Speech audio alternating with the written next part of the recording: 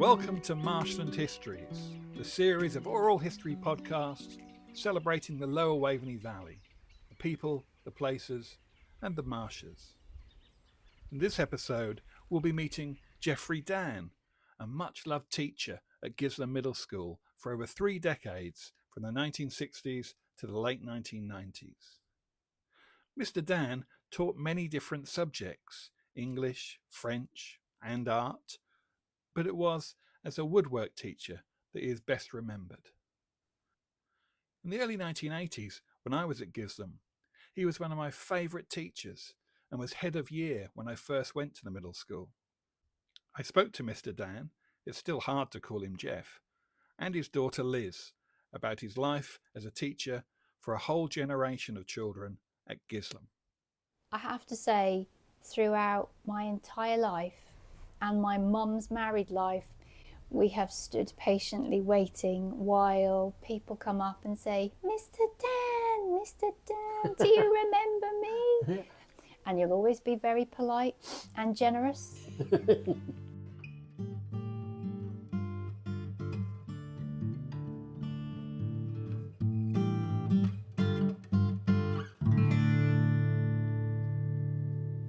I was born in Kessingland, so I'm a Kessingland boy.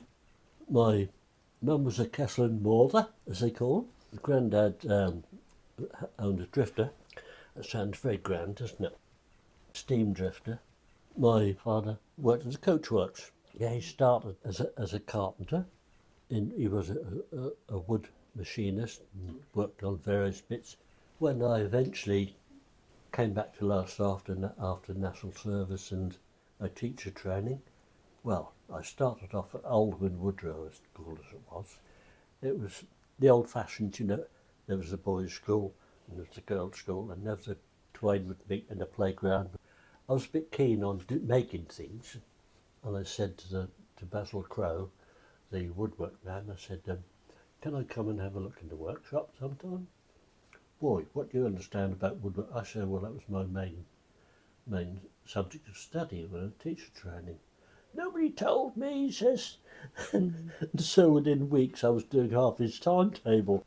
He actually said there's a job going at Gisleham School, because the person who had taken over the woodwork, his motto was keep the boys away from the tools.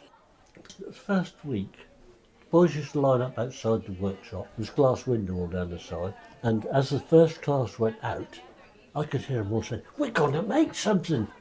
That was inspirational to me, that was. And I never looked back from the enthusiasm that I managed to get in the boys,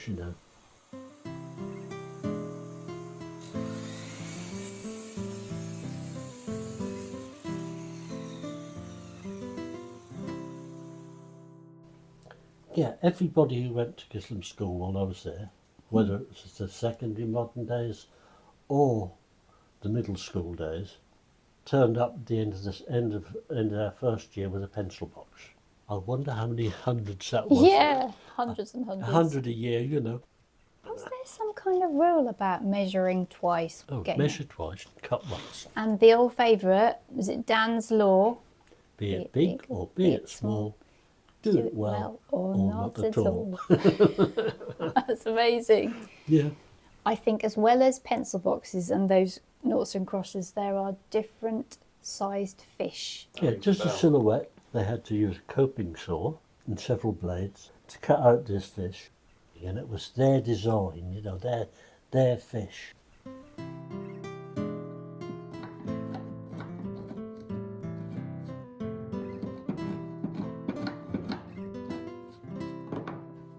And I became known as Dan the woodwork man.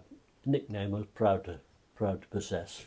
You were saying that when it was a secondary modern, the boys in the playground would sometimes they'd go dan da dan dan dan da dan dan dan.